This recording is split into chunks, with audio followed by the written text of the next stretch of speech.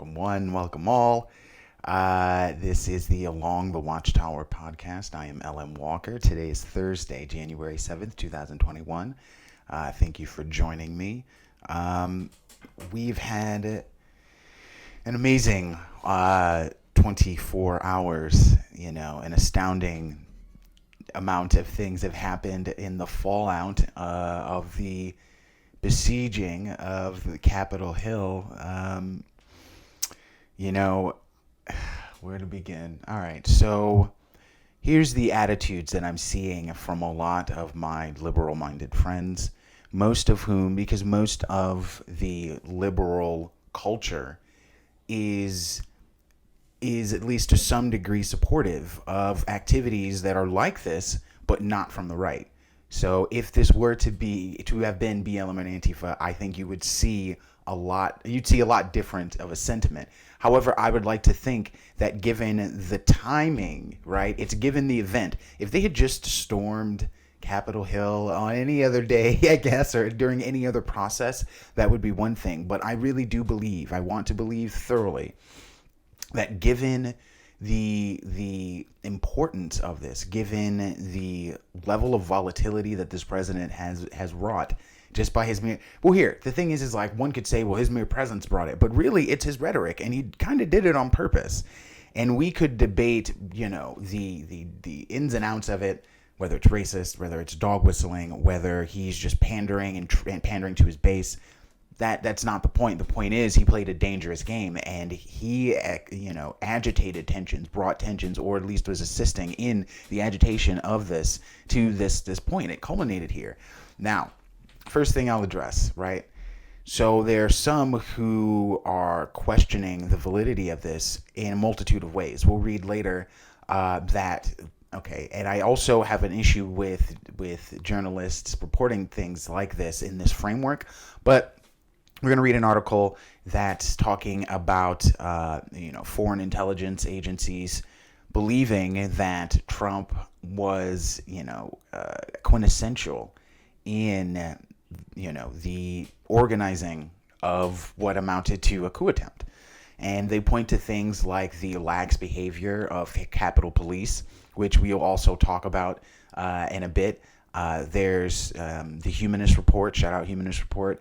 He did a fantastic comparison between BLM, and I think it's specifically BLM. I don't want to say BLM and Antifa, but BLM, the response to BLM by officers in a multitude of different states and protests, versus the response that Capitol Police, who are notoriously aggressive, gave to protesters yesterday.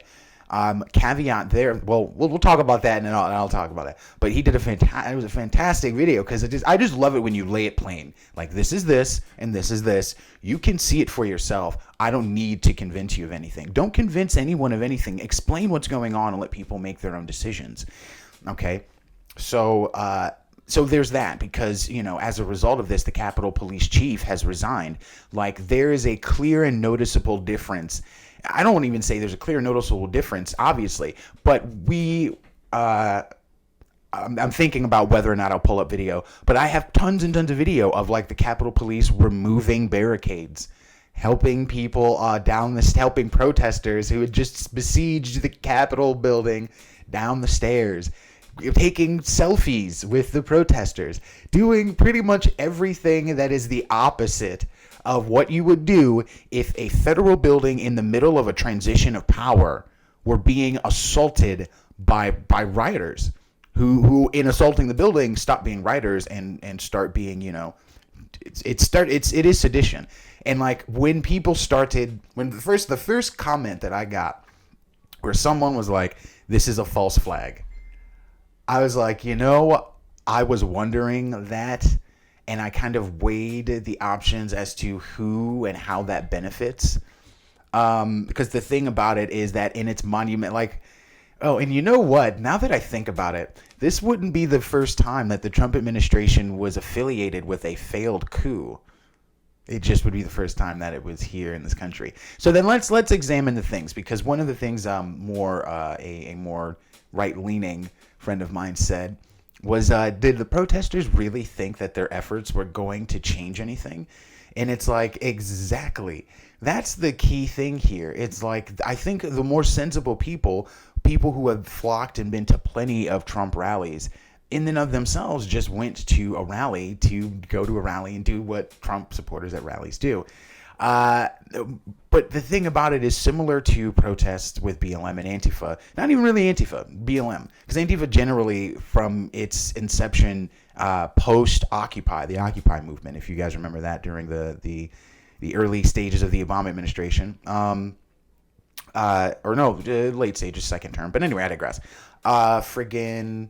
The BLM protests that definitely had legitimate protesters, obviously. Okay, because we've seen video of like black folks, protesters, chain linking themselves in front of a Target, in front of multiple stores in their neighborhoods, mom and pop shops, trying to stop people from burning shit down, most of whom were white, right? So we've seen the infiltration of protests, all right, and the usage of them as a screen. Now, I say this to say that there were literally thousands upon thousands of people there. Do you really honestly believe that every single person there tried to storm the building? That's not the reality, because the reality is that the police let them in, as far as we can see. There's one case where a door is opened, like there's the police standing probably like, I'd say like 30 feet away. It's a line of them, gang of them, boom, just standing there, hard stairs, boom. And you got the protesters going up these side little stairs, and like some of them are like looking off, and they're looking at them and just staring at them, boom. Everybody just staring at it. But most of these guys are just running in, flocking in. So it's like, it isn't as though there wasn't an open door for these people.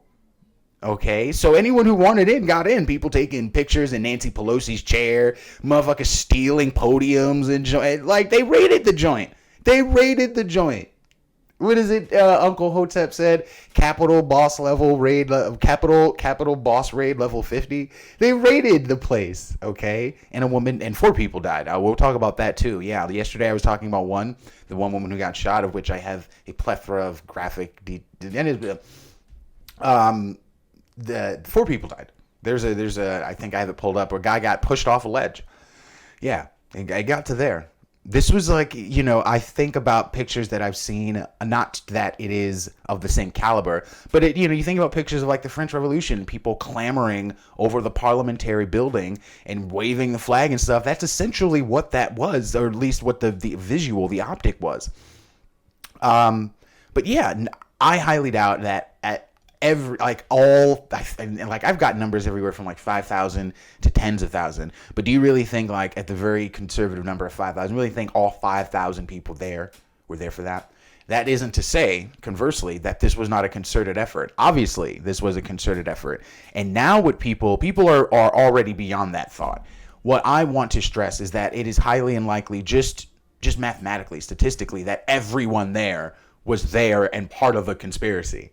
Doubtful. That's not how conspiracies work. However, that isn't to say that there was not a concerted effort being made within this rally to do this. And that isn't to say that people that came there for a protest saw an opportunity and were like, oh, let's do this. Like, bro, these are humans, okay? There's a whole spectrum of things happening here. But the overall attitude was that this was an assault. Here's the thing. I always refrain from saying coup attempt, because a coup attempt requires organization, and it suggests organization and conspiracy, right? And that's actually what intelligence agencies and different law enforcement departments, we'll talk about that later, are saying around the world. And it's like I refrained from saying that until I started seeing footage of Capitol Police opening the barricades, taking selfies, helping people along. And it's like, whoa, wait a minute. You do realize that you're under assault, right? You're supposed to keep these people back. So once you start to look at that, it's hard to kind of deny, at the very least, the complicity of the Capitol Police Department. Okay?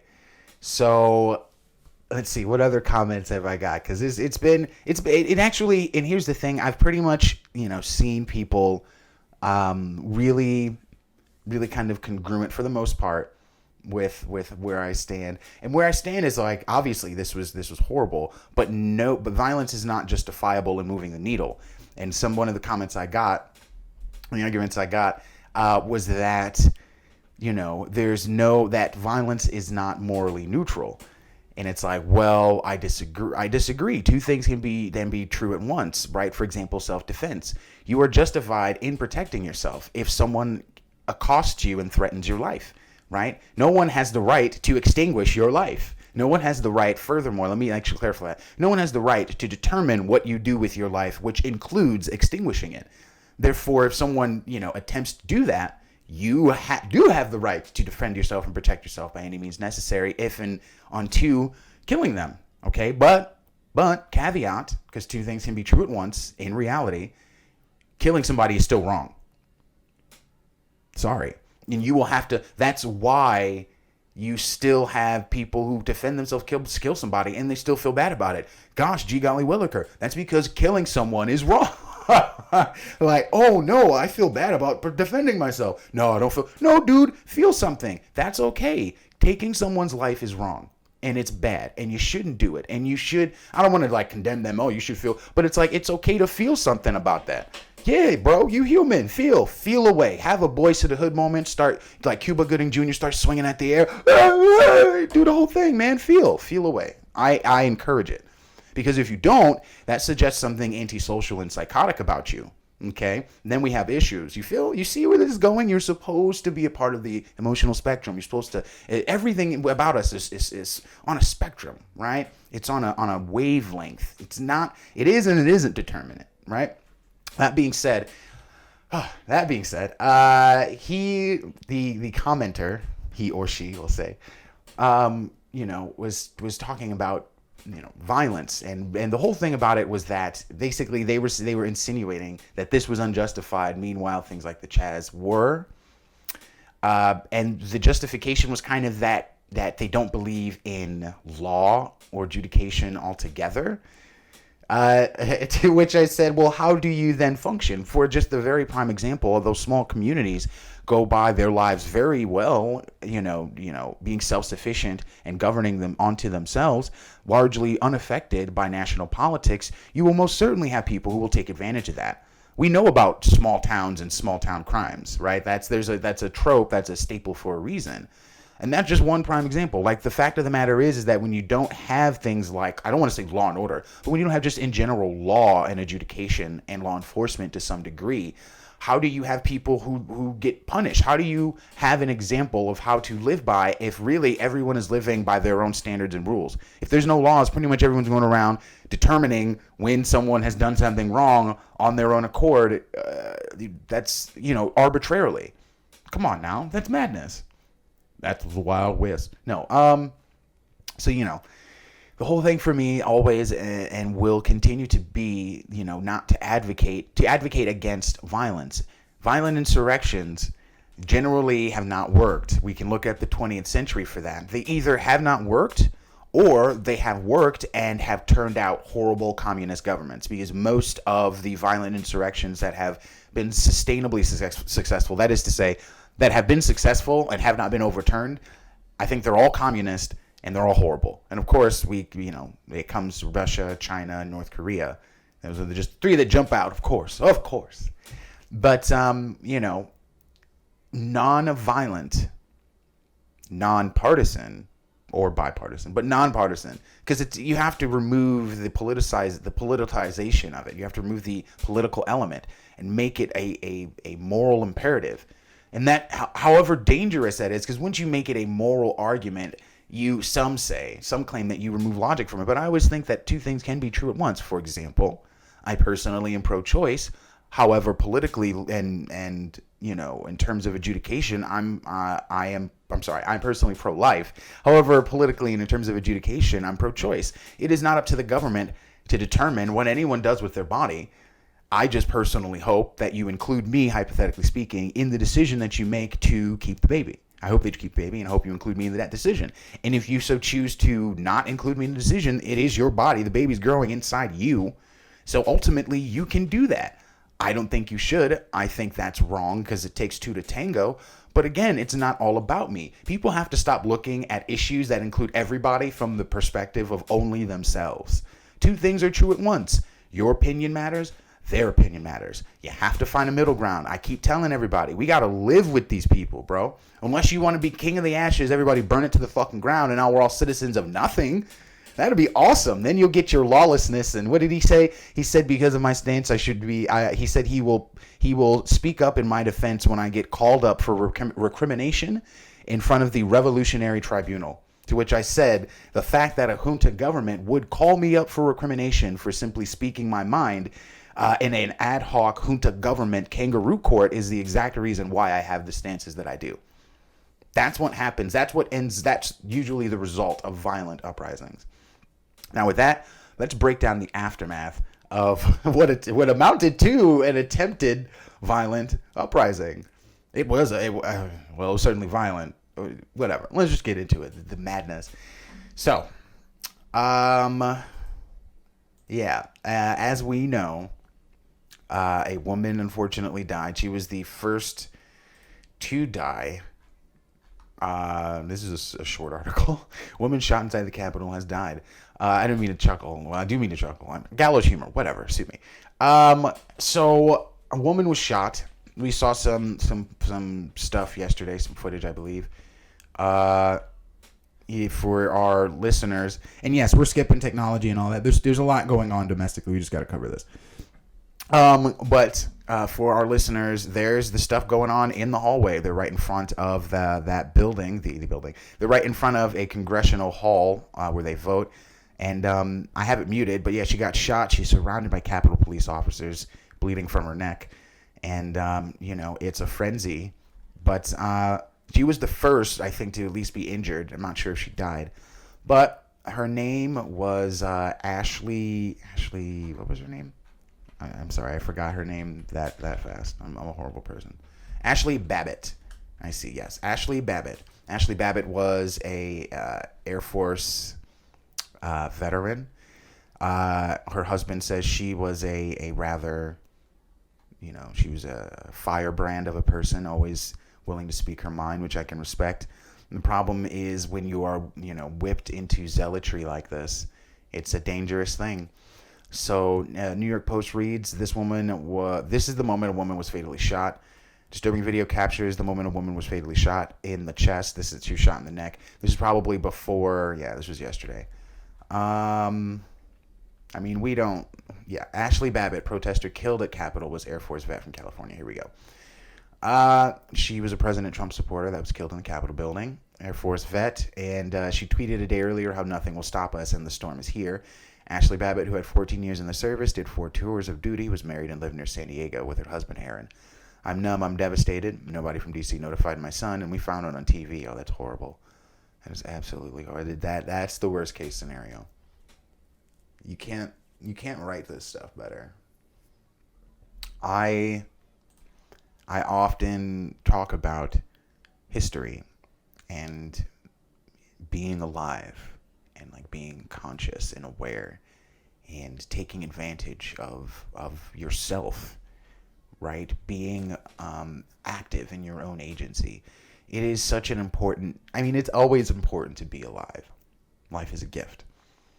We live because it goes like a wave, right? And like there are historic times, even when it seems like there aren't historic times, but this is a clearly historic time to be alive. The advents of technology that are coming out, coupled with the changes and shift in our society, also in tandem with the shifts in, the sort of Overton window political scope and landscape that we are used to. Although with the Biden administration incoming, we may go back to things as usual. That's what everyone's been asking. That's what everyone's been saying. Everyone's been wanting. It's like, you really don't want things to go back to the way they were. At least you don't want things to remain the way they are, but you don't want things to go back to the stagnation that we had. But that's what we're probably going to get. But this is an incredible time to get involved, to become aware, to have an opinion, not necessarily to be outspoken or to go out and be an activist or anything like that, but just to engage in knowledgeable, effective dialogue. You'd be surprised how even just one simple interaction, how effective that can be, how important that is. But to continue, Robin Babbit, the husband's mother, told the Post that she found out on TV. She is a Trump supporter. Everything is pretty surreal, added Aaron's brother, Justin. It's hard because we haven't even been officially notified. The day before she was fatally shot, and that is terribly rude. That is terribly disrespectful. Terribly disrespectful. The day before she was fatally shot, apparently by Capitol Police, Babbit tweeted, "Nothing will stop us. They can try and try and try and try, but the storm is here and it is descending upon D.C. in less than 24 hours, dark to light." Babbit, who used the Twitter handle Common Ash Sense, also retweeted Wednesday morning, a few hours before she and other Trump supporters stormed the Capitol, a must-be-done list before Congress meets today. It included Mike Pence. Mike Pence must resign and thereafter be charged with treason, and Chief Justice Roberts must resign. Oh boy. The rioters were protesting Congress's impending certification of Biden as the winner. Babbit took a fatal bullet to the chest during the mayhem. Pretty sure it was the neck. She was pointing at the neck. Video footage captured the sound of the gunshot, showed the woman crumpling to the floor from multiple angles. She apparently was shot by Capitol Police, law enforcement told her. I thought she was shot by Secret Service. Okay. Responding to a tweet Monday by conservative author Melissa Tate saying, "Landing in D.C., here to God's work, save the Republic," Babbit responded, "I will be there tomorrow, Godspeed." On Tuesday, Babbit retweeted TV footage of a pro-Trump crowd. Okay, so there's nothing in there. And so, who was Ashli Babbit? Besides a human being, first and foremost. That's always important. You cannot, the more we dehumanize each other, the easier it is to, conduct actions like a junta tribunal. But let's listen to what she is. Let's see. You know what? We have thousands of people on the other side of the border. You people can't get to work. Our economy is going to take an absolute tank because you guys refuse to choose America over your stupid political party. Well, I am so tired of it. You try to make it with these wide-angle lenses, and you try to make it that your echo chambers have these large followings. You got 40 people showing up, and you want to do a headline with CNN talking about, oh, we got massive protests for Trump shutting the borders. No, we do not. No, we do not. What we do have is a massive amount of pissed off people like I am because you guys will not sit down and do your jobs. I am so sick of these politicians in this goddamn state. I can't take it anymore. They're all worried about what Trump is doing. How about we worry about what the hell you're doing? What have you done? Maxine Waters, what have you done? You're talking about, oh, this thing on the border is a political ploy that Trump's done. Where are you? You're not even here. You're talking all this crap up north. Okay. So not the most flattering video. Ashli Babbit, the Air Force veteran who was fatally shot after breaching the Capitol building Wednesday, was never afraid to speak her mind. I feel absolutely terrible and sick to my stomach about it, said the ex-husband Timothy McEntee, who was married to Babbit for 14 years. She was never afraid to speak her mind, and in a way, this was her way of speaking her mind, going to the rally. Babbit, who served in the Air Force for 14 years, spent time in Afghanistan and Iraq, and was also deployed with the National Guard to Kuwait and Qatar. The two met in the Air Force and split in 2019. McEntee remembered Babbit as very loud and opinionated, but caring, sweet, thoughtful, loving. He added, "You would never forget meeting her." Babbit, 35, of San Diego, was outspoken on social media and a frequent retweeter of alt-right activists like Jack Posobiec and conspiracy theories. Oh, see, this is right. In early September, she tweeted a photo of her and a pal wearing QAnon shirts at a boat parade in support of President Trump in San Diego. She captioned the snap WWG1WGA, the extremist group's rallying cry, "Where we go one, we go all." I see. What extremist? The QAnon group? I see. On New Year's Day, she retweeted a post saying, "This is a coup. They do not fear us. They do not even try to hide now." The day before she was shot and killed, Babbit tweeted, "Nothing will stop us. They can, the storm is here, I know." The post was an apparent reference to the QAnon theory about the storm, the day when Trump is supposed to uncover an underground cabal of pedophiles and bring salvation. In 2018, Babbit posted a rambling video on Twitter slamming California politicians as the crisis at the border played out. Her Twitter bio said she loved her dude, dog, and above all, my country. referring to her new husband, Aaron Babbit, who owned a pool supply company with his wife. Aaron described his late wife as an ardent Trump supporter. The outlet said Babbit was a high-level security official during her time in the Air Force. Okay. Well, rest her soul. That's all I'll say on that. There was another person. Isn't this the video? This is supposed to be a video of a guy falling. Oh, here you go. Okay, this is the video of a guy falling off of a freaking balcony, pushed by a cop. So, nationalist review. Yeah. Yeah, a guy got pushed off a ledge by a cop. Yeah. Video shows moment Capitol Police pushed Trump supporter off a balcony, and the man was hospitalized. Earlier today, it was reported that 4 people died during the... And so that's what it's, for people who are like, well, Capitol Police, they opened the barricades, they, unlocked doors. They did. That did occur. You also had Capitol Police shooting people and pushing people off of balconies, and 4 people died. So in the BLM riots and protests and anything like that, and I'll just single it out to BLM, because usually Antifa conducts violence and kind of just gets away with it. They get into fights with Proud Boys, and again, I'd like to point out, apparently... Whatever, it doesn't matter. They get into fights with the what is it? The fraternity of alt knights of the Proud Boys. They're still Proud Boys, still of that group. Anyway, but they don't necessarily get assaulted or assailed by police officers. So that's like people kind of amalgamate BLM and Antifa, and it's like, no, they're 2 different groups that are treated somewhat differently, well, very differently actually. In fact, when they're protesting separately, right? And so, although I don't believe anyone has died by the hands of cops. I know people have been hit by cars. I don't think anyone's died by the hands of cops, because we know that people have been hit by individuals at rallies too, at BLM rallies, and they have died subsequent. But I don't think by cops.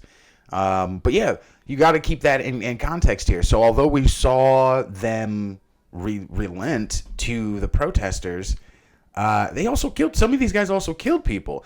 So I'm just, just laying it all out there on the table. Earlier today, reads Nationalist Review, it was reported that 4 people died during the demonstration that took place at Capitol Hill. One unarmed woman was shot and killed, Ashli Babbit, and another 3 died after suffering what only was described as medical complications. I mean, did they get insta-COVID? Because none of these people had masks either. Ford Fisher, an independent photographer who was on the scene for part of the demonstration, stated that he heard some supporters claim that a man was pushed from a balcony by a Capitol Police person. Ford was unaware of whether the man survived his injuries and was uncertain about whether he was actually pushed. Nationalist Review can confirm that the man was indeed pushed by an officer and fell a considerable distance, which Ford estimated to be about 50 feet. Unfortunately, let's mute this. Unfortunately, viewers, you cannot see this, but they're pointed at like a balcony. So, a large staircase going up the Capitol building, and there's a guy hanging off the side of it. And there's a Capitol policeman, and he just kind of goes over here. We'll maximize it. Let's see if we can increase the quality, which we can't. But he goes over, because the protester guy is kind of scaling the railing of the staircase,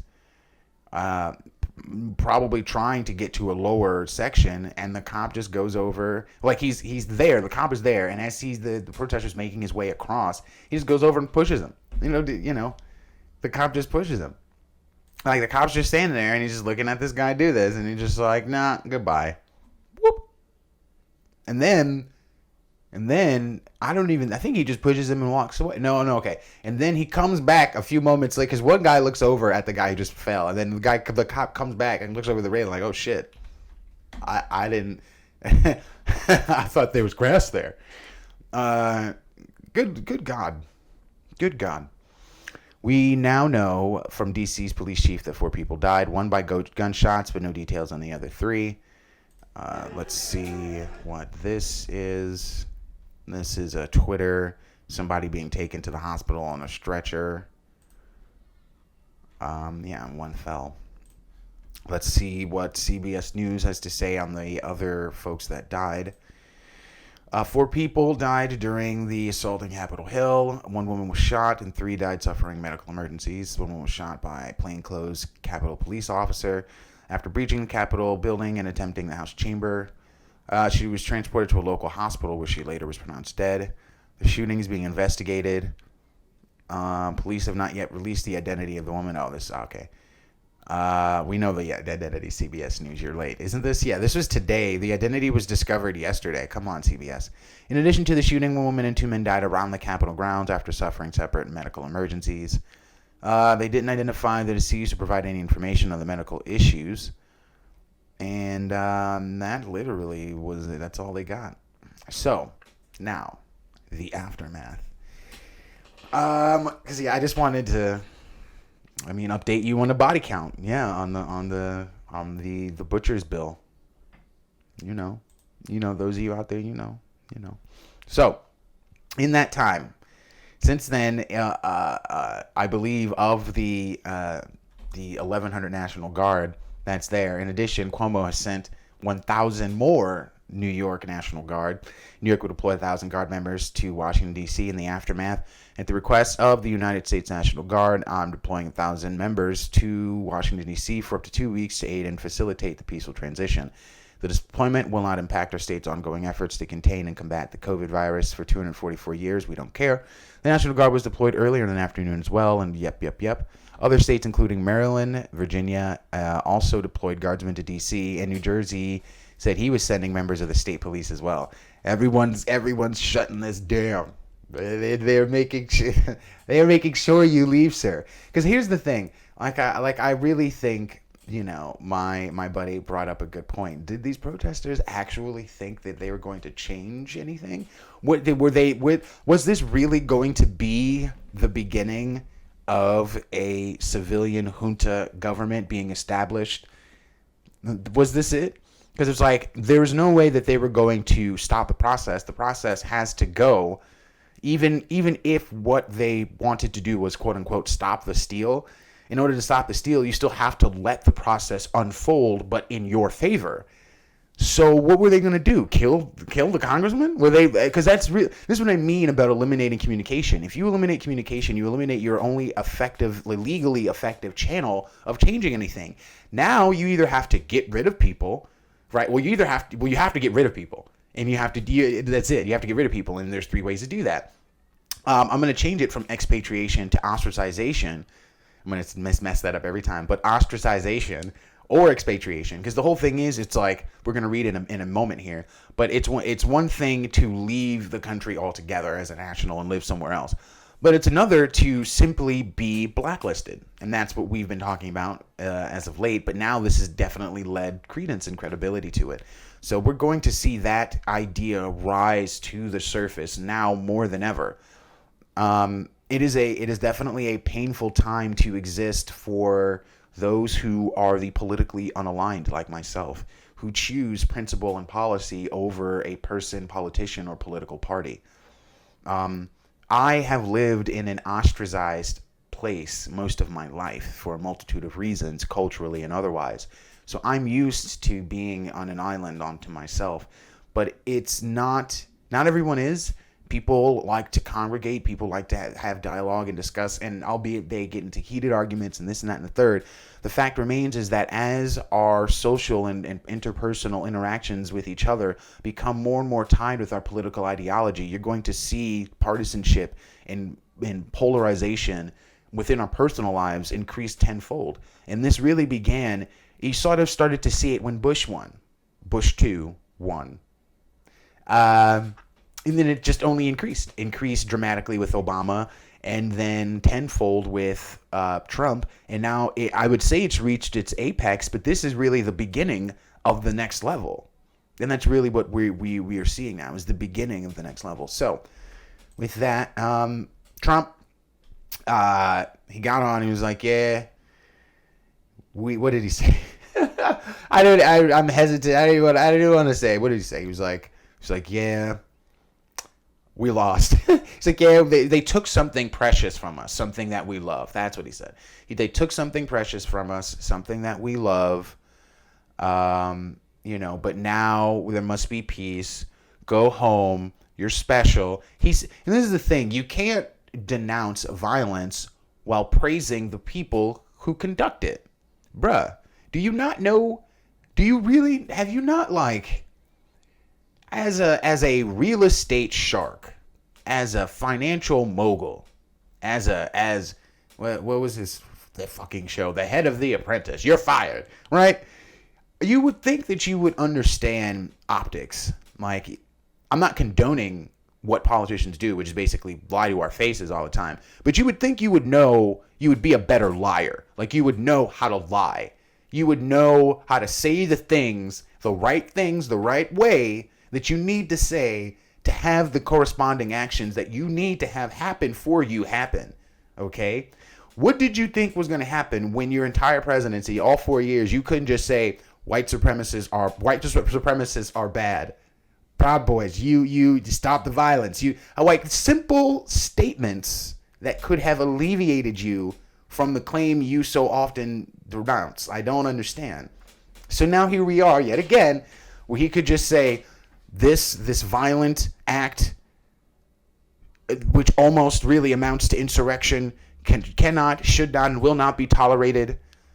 Perpetrators will be prosecuted to the fullest of the law. Where's that thing? Where's that thing? What he say right here? What did he say right here? He said right here, anarchists, agitators, protesters who vandalize or damage our federal courthouse in Portland or in any federal buildings in any of our cities or states will be prosecuted under our recently reenacted Statues and Monuments Act. This is over the pulling down of the statues and all this stuff. But it goes for any federal property. Minimum 10 years in prison. Don't do it. So, bruh, where are you at now with all of that? With all of this? This is what this is, and this is what I mean about it becoming irreprehensible. You can't. The entire thing is delegitimized now. No one. You can't talk now. You have no place to speak now. This is what I mean about shutting down lines of communication. Now you thought no one was listening to you. You thought it was being stolen from you. Now you're going to not only be not heard, you're being deplatformed. Okay?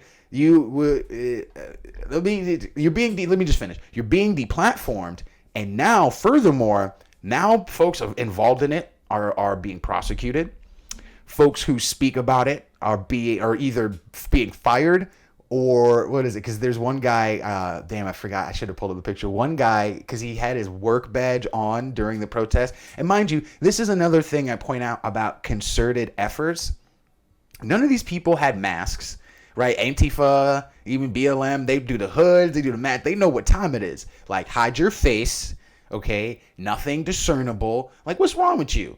This is what I mean about what I think was an organic protest or rally that was utilized and then turned into what we saw, the besieging of the Capitol building. Because there's just some of these people, most of these people were not prepared for this, it seems like. But there were definitely people who were. We will read in a bit. There's one guy who was arrested who had a semi-automatic rifle and 11 Molotov cocktails. So some people went down there ready to do work. Okay? Do not get it twisted. That being said, Trump then acknowledged Biden transition, said it was going to be a peaceful transition. But a little late for that, because Nancy Pelosi, as well as Chuck Schumer, have called for the 25th Amendment. I think actually others have jumped on to go to be enacted. And I just want to point out, as I said, it's delegitimized their claims. So obviously when the joint session went back into play, they were not trying to hear anyone's objections, although they did hear a few from a few folks. So USA Today says betrayal of his office, calls for Trump's removal grow as even former allies begin to walk away. A chorus of lawmakers Thursday called for President Donald Trump's removal from office one day after pro-Trump rioters rampaged through the Capitol, forcing their way into a rare joint session of Congress and leaving a trail of destruction in their wake. As the nation grappled with the fallout from the insurrection in Washington, D.C., Trump saw even former allies back away. Transportation Secretary Elaine Chao announced her resignation, and former Attorney General William Barr called his behavior a betrayal of his office. Right, the Transportation Secretary is, I guess, the first of his actual cabinet to resign. House Speaker Pelosi said that Congress may be prepared to impeach Trump if VP Pence didn't immediately invoke the 25th Amendment, which would remove Trump and put Pence in power with less than 2 weeks before the term expires. But the New York Times reported Thursday evening Pence opposes use of the 25th. I joined the Senate Democratic leader in calling out the vice president to remove this president by immediately invoking the 25th. If the vice president and cabinet do not act, the Congress may be prepared to move forward with impeachment. We saw how long the previous impeachment trial took. They would have to determine, undoubtedly, because first they have to impeach him and then they have to file criminal charges. And they would have to prove undoubtedly and categorically that he was involved in like the fabrication of a plan to, usurp the government by intervening in the electoral process, which would probably that'd be very difficult to do. Under the 25th Amendment, the Vice President and majority of the 15 cabinet members would need to declare the President unable to discharge the powers of his duties of office. If the President disputes that determination, 2/3 of both the House and Senate would need to vote in favor of keeping Pence in charge as acting President, meaning Democrats would need dozens of Republican lawmakers to back the effort. Yeah, not going to have it. For his part, Trump has not been heard from since an overnight statement Thursday tweeted by a House staffer in which the president repeated false claims of voter fraud but promised an orderly transition for Joe Biden's inauguration January 20th. Trump, he's become even more isolated over the past 24 hours, has been banned from Facebook and Instagram for at least the remainder of his term, while several of his allies have spoken out about the violence. Barr, one of Trump's strongest allies, formally issued a scathing account of the president's conduct, casting it as a betrayal of his office. Orchestrating a mob to pressure Congress is inexcusable. The president's conduct yesterday was a betrayal of his office and his supporters. The head of Capitol Police has resigned after Pelosi called for him to step down, and her comments echoed those made by Democratic leader Chuck Schumer earlier in the day. What happened in the U.S. Capitol makes no freaking sense and was an insurrection against the United States incited by the president. The president should not hold office any longer, yada, yada, yada.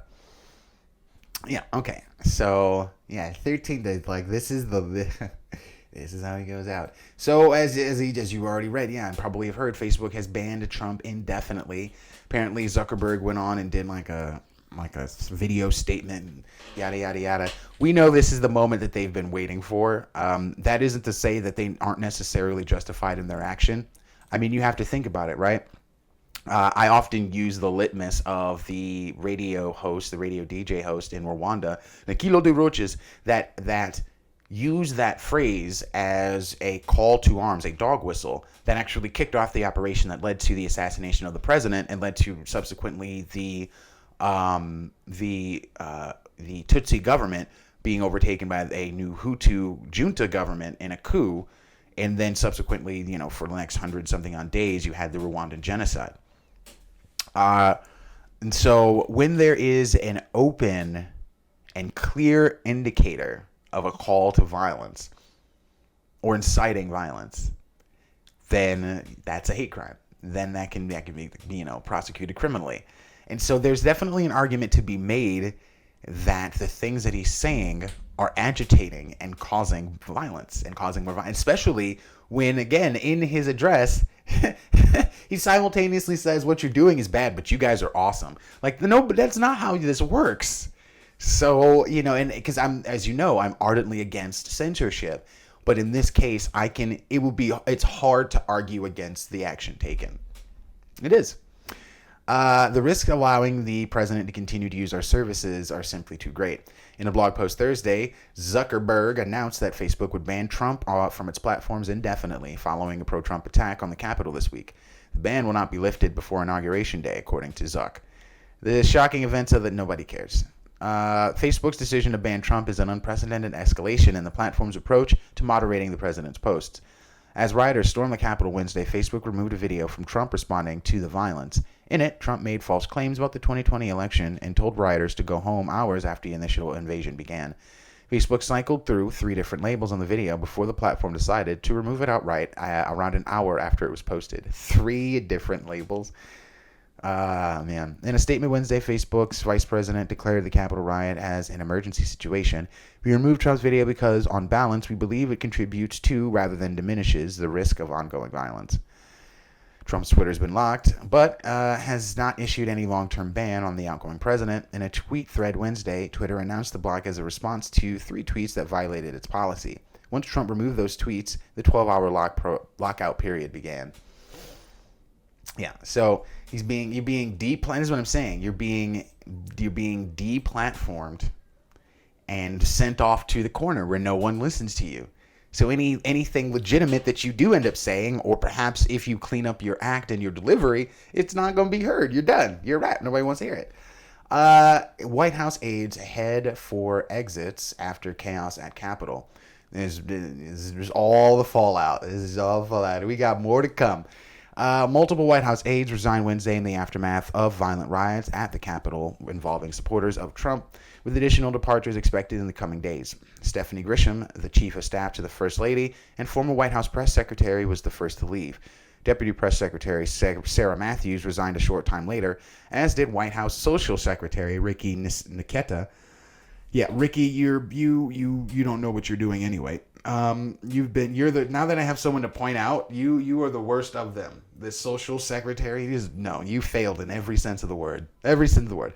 I was honored to serve in the Trump administration and proud of the policies we enacted. As someone who worked in the halls of Congress, I was deeply disturbed by what I saw today. I'll be stepping down from my role effective immediately. Grisham's statement did not specifically mention the violence, but she reportedly moved to step down because of the events. Resignations also extend to the White House National Security Council. Deputy National Security Advisor Pottinger and Ryan Tully, the NSC Senior Director for European and Russian Affairs, both stepped down. National Security Advisor Robert O'Brien praised Pottinger on Twitter Thursday. O'Brien said O'Brien said asking Pottinger to serve as his deputy was one of his decisions. O'Brien is among other aides reportedly considering resigning. That's funny. So his deputy resigns, and the National Security Advisor is like, "Wow, man, that's really strong of you to do."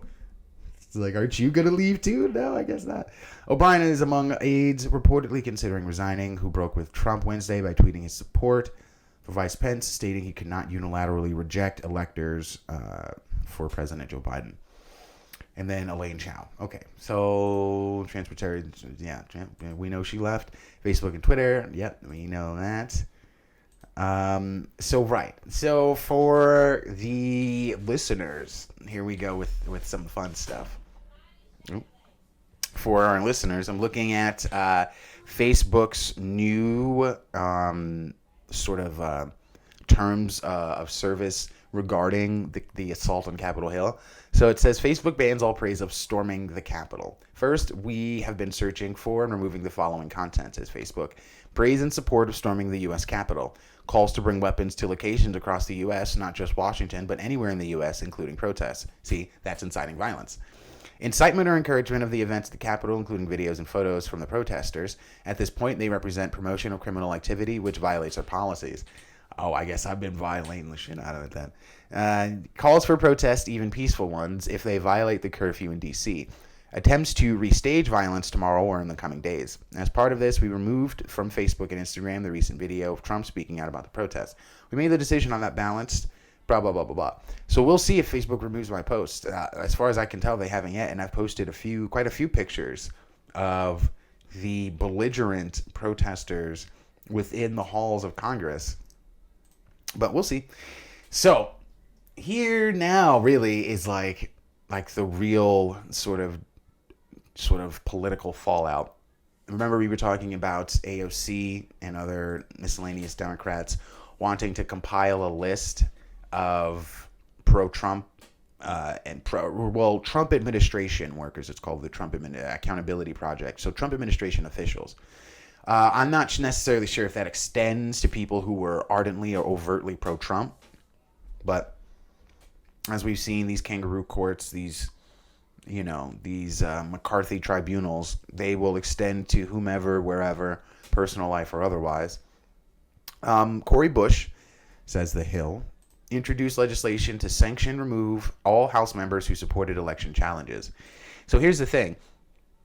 The Hill, out of all of the publications that I've read in relation to this piece of legislation by Representative Bush, The Hill is the only one that has a headline that is accurate, because all of the other ones say that Cori Bush introduced a bill to remove House members who supported the Capitol Hill violence.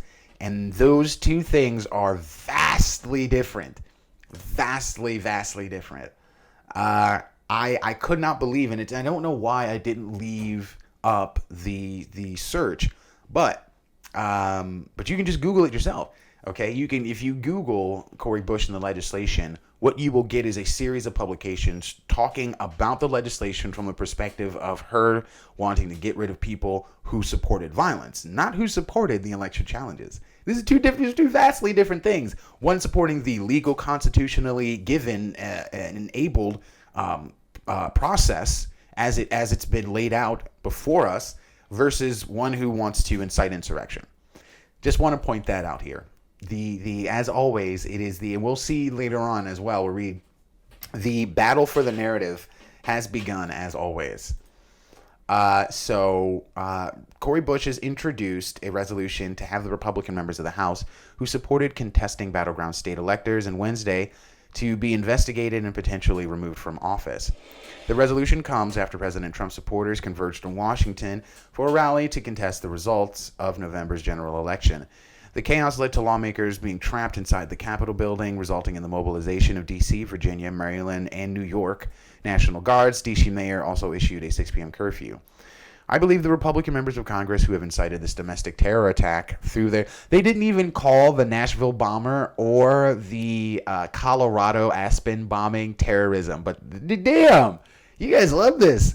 Those are clearly acts of terrorism. Who have incited this domestic terror attack through their attempts to overturn the election must face consequences. They have broken their sacred oath of office. I will be introducing a resolution calling for their expulsion. Rioters first broke into the Capitol building while chambers were in session. The chambers were debating, blah, blah, blah. The insurrection forced high-level officials to be evacuated, etc., etc. So, yeah, and now we're seeing the purging begin. I would definitely keep my eye on that. I suggest all of you do too. Federal prosecutors bring charges against 55 following the Capitol riot. It's amazing. That's amazing that they were able to find people and bring charges against them, given that these people were running around unmasked with their faces exposed. The top federal prosecutor in D.C. said that his office brought 55 cases against members of the mob that overran the Capitol. And he's open to adding serious felony charges against both those individuals and those who helped instigate the riot. Michael Sherwin, acting U.S. Attorney for D.C., said the charges were brought in the district's federal and local courts and that more could follow, adding all options are on the table. This is an organic, fluid situation, but we will continue to aggressively pursue charges for all federal offenses based on the evidence both in the Superior Court and in the federal court side. We will bring the most maximum charges we can based on the conduct. And when asked if his office was considering sedition, rioting, and insurrection charges. Sherwin said the DOJ would be releasing charging documents later Thursday after the defendants had made their initial court appearances, but said that weapons charges were being brought against some of the group. One man was arrested with a military semi-automatic rifle and 11 Molotov cocktails that were ready to go. That's what I mean. It's like I think some of these people were planning on killing some of these people. Yeah. Sherwin told reporters that his investigation is still ongoing and that his office is open to bringing charges against those who may have organized or incited the riot, but refusing to rule out speakers at a rally Wednesday before the mob. And this is what I'm saying. So now people who were simply part of the protest or part of the rally are now going to be excommunicated, and that will set the precedent for anyone who is a supporter going forward of being executed. Not executed, but excommunicated. Yeah. So we are seeing the Great Purge begin, and we're seeing the battle for the narrative take place before our very eyes. So again, the irony of Trump's tweet here: anarchists, agitators, and protesters who vandalized. Given everything, his lack of response to it, his lack of denouncing is fascinating. However, here's what we have going forward for as far as the battle of the narrative. So New York Post says 2 known Antifa members posed as pro-Trump to infiltrate Capitol riot, sources say. Those sources are law enforcement, all right? This is randomized. So New York Post says at least 2 known Antifa members were spotted among the throngs of pro-Trump protesters at the Capitol on Wednesday, right? And you're just like, okay. The Antifa members disguised themselves with pro-Trump clothing in D.C. rioting, said the sources, who spotted the infiltrators while monitoring video coverage from the Capitol. The infiltrators are recognized due to their participation in New York demonstrations and were believed to have joined in the rioting so Trump would get blamed, the source said. A Washington Times report initially claimed 2 other protesters were actually Philadelphia-based Antifa members, citing a retired military officer with access to facial recognition software. Yeah, I remember reading about it. Some parlor QAnon type deal, and it's like, yes, through my facial recognition software, I was able to, it's like, he doesn't show the software. There's no sort of verification given to us. But the outlet deleted the article after the software company told BuzzFeed News that the story was outright false. Exactly. So, and I'm not usually one for fact checkers, right? And that's not,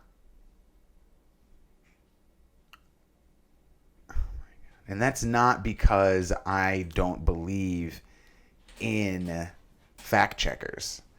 It really, the whole thing about it for me is simply that fact checking has its faults. Like any other organization, they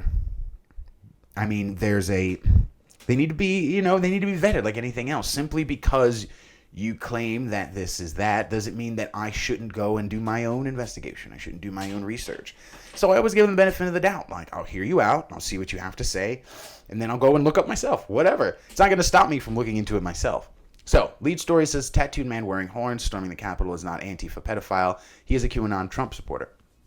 And so I'll try to keep this brief for our listeners here. It says, in the man photographed, because there's pictures. So there's a guy photographed in all of the plenty of photographs of protesters with and without cops of a guy in horns.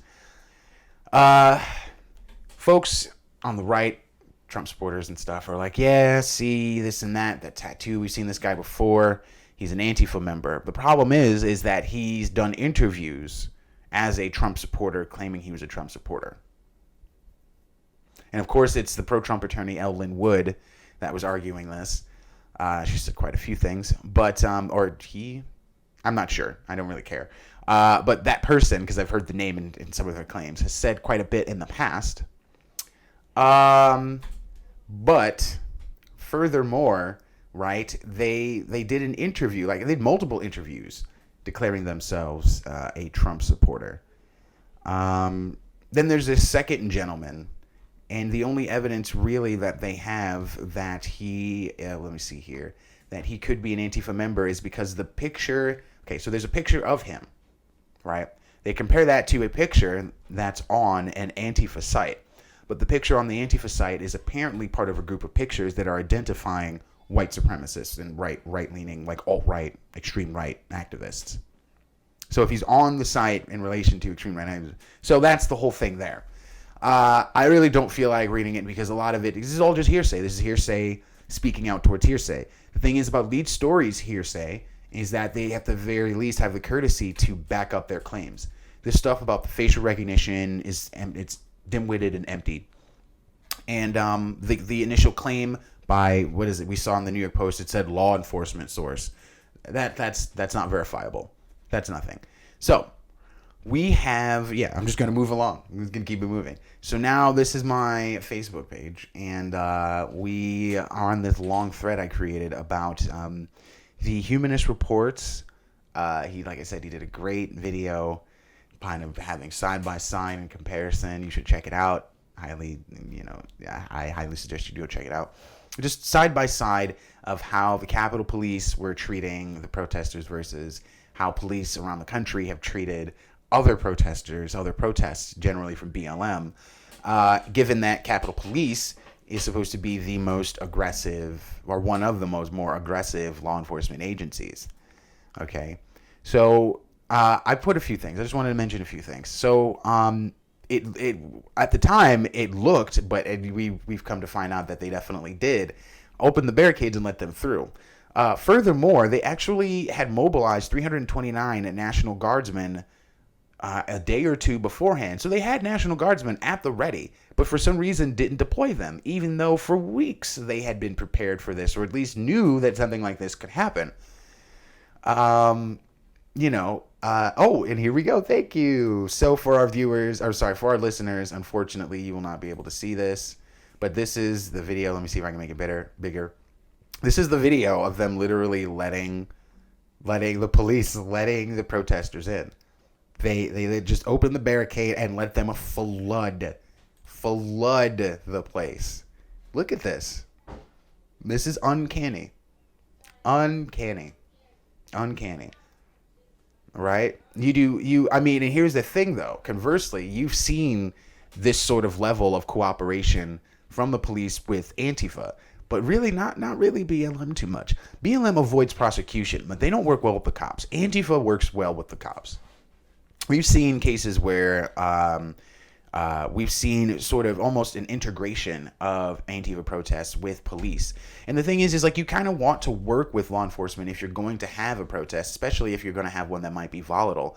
But the problem is that Antifa is feel how you want to. The fact remains is that I do not condone violence or vandalism of any kind from any group, and they have done so, just like all these other groups have.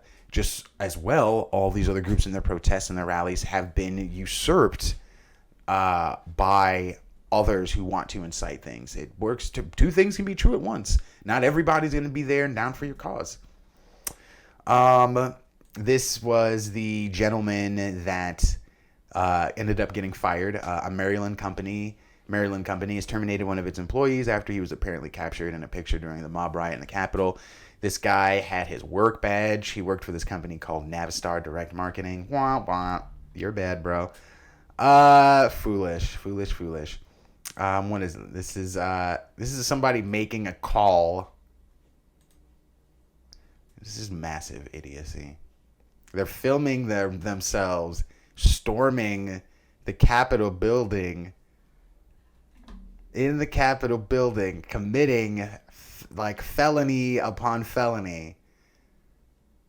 Unbelievable madness. This is what I mean about foresight. Do you really think those people right there in that video, just in that video alone, do you really think that there was foresight in that? Do you? I mean, maybe I just have, my standards are too high. Maybe that's what it is. This is from Twitter account John Cruzel. DC police made 69 arrests between yesterday afternoon and overnight for unrest-related offenses.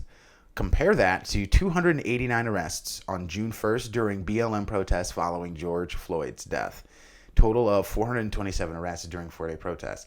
So, yes, I will respond to that. I will acknowledge that, and I have been acknowledging that this entire hour. My response to that, however, is let's actually take note. Although there have been 289 arrests on June 1, for example, following George Floyd's death for BLM protests, how many of those people were actually prosecuted? It's one thing to be arrested. It's another to be prosecuted. That's why reading the article we did about federal prosecution coming to these treasonous sedition, coming to the protesters who stormed the Capitol versus what I believe to be, for the most part, a hands-off of BLM arrested protesters and any of their charges. As far as I know, BLM doesn't get prosecuted. But, you're welcome to challenge me on that. We read about the Capitol chief resigning, and the last bit of news here. Before the last bit of news, I just found this amusing. Iraq issues arrest warrant for Trump over Soleimani killing. So, while this is all going down and his house is falling apart, Iraq's like, yeah, and by the way, if you ever set foot in our country again, we're going to send you to prison. An arrest warrant was issued Thursday for outgoing Trump in connection with the killing of an Iranian general. We know about the airstrike. The warrant was issued by a judge in Baghdad's investigative court tasked with probing the Washington-directed drone strike that killed General Qasem Soleimani and Abu Mahdi al-Muhandis, the court's media office said. They were killed outside the Capitol's airport last January. Al-Muhandis was the deputy leader of the state-sanctioned Popular Mobilization Forces, an umbrella group comprised of an array of militias, including Iran-backed groups, formed to fight the Islamic State group. What is interesting, so they issued an arrest warrant for him airstriking the enemy. The arrest warrant the arrest warrant was for a charge of premeditated murder, which carries the death penalty on conviction. It is unlikely to be carried out, but symbolic in the waning days of Trump's presidency. The decision to issue the warrant was made after the judge recorded the statements of the claimants from the family of Abu Mahdi al-Muhandis. The investigation into the killing is ongoing. The killing sparked a diplomatic crisis and strained U.S.-Iraq ties, drawing the ire of Shiite political lawmakers who passed a non-binding resolution to pressure the government to oust foreign troops from the country. He got elected on getting troops out. Iran-backed groups have since stepped up attacks against the American presence in Iraq, leading to threats by Washington to shutter its Baghdad diplomatic mission. He campaigned on removing troops from the Middle East. Okay, we had Pentagon officials lying to him about Syrian numbers. There is a minute removal of troops in Afghanistan. So, I mean, hell, if that's what you guys decide to do, yeah, fucking expel them, please. Yes, kick them out, please. Pretty please, with sugars upon sugars on top, please. You know what? We're gonna do this. All right. So this happened to go completely unnoticed. I didn't know this. Okay, Kyle Kazinski. Excuse me. I'm sorry. I thought it was always Kaczynski. Whatever. Kyle Kaczynski of Secular Talk. Spaced for a second. Got me hip to this. Biden has backed themselves into a corner. So you know all the hoopla I was talking about his posture of austerity and the phone call that he had with centrists and Republicans and he had with centrists and Schumer, Pelosi, and McConnell, and in the discussion of the checks, it went from $2,000 to $1,200. Then Biden stepped in and said, you know what, $2,000, $1,200 is too much for a stimulus anyway. I'm liking this deal for $600. That's how we ended up with a $600 stimulus check. Well, Biden, interestingly enough, stole in the whole kitchen. This is before they won Georgia. Biden said, he tells Georgia voters that $2,000 stimulus checks will never arrive if Republicans win the Senate runoffs. Now, saying something will never arrive is different than guaranteeing something. Kyle said that he said we were going to get $2,000 checks. Let's find out. Let's see. President Joe Biden said that Americans would receive $2,000 relief payments immediately if Georgia voted for both Democrats in the Senate runoffs. He told Georgians those checks will never get there if Perdue and Loeffler got the seats. And I mean, Perdue and Loeffler are from what I've read, are some of the most corrupt representatives on the Hill. The pair running against Democratic candidates, Raphael Warnock and John Ossoff. Warnock and Ossoff did end up winning. So we're all looking like, all right, Joe, where's my 2 Gs? So remember, this will be 2 Gs on top of the 600. So this will actually be larger than any of the plans before. The Senate has so far rejected $2,000 checks, but a Democratic win in the runoffs would see the Senate split 50-50, with Kamala being the tiebreaker. Yahoo News reads, Joe Biden told Georgia voters on Monday that $2,000 checks would be sent out to Americans right away if the state voted for Raphael and Ossoff, and they did. More than 3 million people voted early in the runoffs. During his speech in Atlanta, Biden promised that if Warnock and Ossoff won, that money would go out the door immediately to help people who are in real trouble. Biden, who was due to take office on the 20th, argued if Jordans voted for Perdue and Loeffler, they wouldn't get it. Direct payments of $2,000 backed by Trump and both Perdue and Loeffler have been blocked 4 times by the Republican-controlled Senate, with Mitch McConnell calling them socialism for the rich. If Warnock and Ossoff won in the runoffs, they'd be split 50-50, with Kamala being the tiebreaker. Doesn't mean anything's guaranteed. So we'll see. We're all looking towards it now. Although with this distraction, people might quickly forget.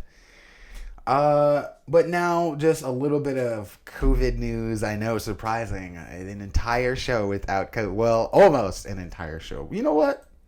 We're gonna do an entire show without. We're gonna do one show not talking about that freaking thing. We are ending the show on this piece of critical garbage instead of that piece of critical garbage. Lastly, what I've been talking about is some among America's military allies, there we go, believe Trump deliberately attempted a coup and may have had help from federal law enforcement officials. Multiple European security officials told Insider that President Donald Trump appeared to have tacit support among U.S. federal agencies responsible for securing the Capitol complex in Wednesday's coup attempt. Insider is reporting this information because it illustrates the serious repercussions of Wednesday's events. Even if they are mistaken, some among America's international military allies are now willing to give credence to the idea that Trump deliberately tried to overturn an election and had help from some federal law enforcement agents. We train alongside the U.S. federal law enforcement to handle these very matters, and it's obvious that large parts of any successful plan were just ignored. And that's what a lot of people are saying. And this is what happens. This is what happens with like a false flag attempt. This is what happens with when events happen in such a way that like you ask yourself, well, isn't the system in place designed to prevent this very thing? And the answer is yes. The supporters of Donald Trump who stormed the Capitol Wednesday to stop the ratification of Biden's election victory were attempting a coup attempt that multiple European security officials said to have appeared at least have tacit support from aspects of federal agencies responsible for securing the complex. Insider spoke with 3 officials on Thursday, a French police official responsible for public security in a key section of central Paris, and 2 intelligence officials from NATO countries who directly work in counterterrorism and counterintelligence operations involving the U.S., terrorism, and Russia. They said the circumstantial evidence available pointed to what would be openly called a coup attempt in any other nation. None were willing to speak on the record because of the dire nature of the subject. Of course, therein removes a little bit of credibility, but nonetheless, it's a thing that a lot of people can see very plainly. While they did not furnish evidence that federal agency officials facilitated the chaos, Insider is reporting this information because it illustrates the scale and seriousness of the events. And it does go on. I encourage you to read the article yourself. But it's things like, let's see here, a law enforcement official who trains with U.S. forces believes someone's interfered with the proper deployment of officers around Congress. Again, it's obvious large parts of any plan were just ignored. The National Guard did not show up until 2 hours after everything, and like I pointed out, they had 329 people already, 329 members of the Guard already on ready, like a day or two before. Large crowds needed to be managed far earlier, but we saw barricades being removed. It should have been surrounded and managed, but again, the barricades were removed. They didn't have a strong police cordon on the outskirts of the complex because, again, I mean, they did, but they removed the barriers. That's pretty much what most of that was about. But, yeah, we're going to end it on that note for sure. We definitely will see in the coming days a desire to quell information or those who speak in a unique manner about all of this. Now, I'm not necessarily saying that people who are suggesting that what happened was a good idea should be taken seriously. But I think that as long as you are not inciting or encouraging violence, then you can simply address the person logically. You can simply explain to them why it is that that's not necessarily the case. You can show them the reality, okay? And really, at the end of the day, you cannot control people. And instituting violence in any way, shape, or form to do so, whether it be a junta government of the Revolutionary Tribunal, or a jackbooted police officer with their fist in your face, or someone screaming at you at your job or at your work or in your home. That's if someone has decided that they are no longer interested in who you are as a person and affecting what you think, but still feel the need to talk at you as if they do, you can simply ignore them. Like that's inevitably the thing here. I would rather let you have your state of mind than try and engage in some forceful attempt to control you and make you think as I do. Until you break the law or incite violence, that go off. That's why people need to tread carefully on this. And the reality is that there's no justification for it. All of this needs to be denounced, just like the Chaz needs to be denounced. That said, please like, share, and subscribe. Of course, only if you like what I'm doing. And please be well to yourself and to each other. Take care.